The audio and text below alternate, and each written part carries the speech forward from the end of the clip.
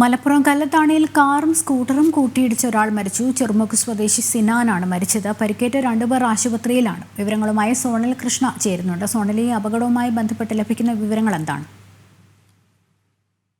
സങ്കടകരമായിട്ടുള്ള ഒരു വാർത്തയാണ്. മലപ്പുറം കല്ലത്താണിയിൽ കാറും സ്കൂട്ടറും കൂട്ടിയിടിച്ച് ഒരാൾക്ക് മരണം സംഭവിച്ചിരിക്കുന്നു. 2 പേർക്ക് പരിക്കേറ്റിട്ടുണ്ട്. അതിൽ ഒരാളുടെ നില ഗുരുതരമാണ് എന്നുള്ളതാണ് നമുക്ക് ലഭിക്കുന്ന വിവരം.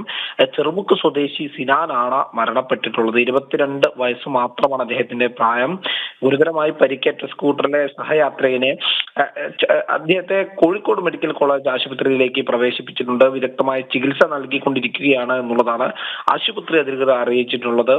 ഈ ചുള്ളിക്കുന്ന് സ്വദേശിയായിട്ടുള്ള മുബഷീറാണ് ഇത്തരത്തിൽ ഗുരുതരമായി പരിക്കേറ്റ് കോഴിക്കോട് മെഡിക്കൽ കോളേജിൽ ചികിത്സയിലുള്ളത്. കാർ യാത്രക്കാരനായ വേങ്ങര സ്വദേശി അദ്ദേഹത്തെ തിരൂരങ്ങാടി ഗവൺമെന്റ് ഹോസ്പിറ്റലിലേക്ക് കൊണ്ടുപോയിട്ടുണ്ട്. വേണ്ട ചികിത്സ നൽകുന്നുണ്ട് എന്നുള്ളതാണ് ലഭിച്ചിരിക്കുന്ന വിവരം.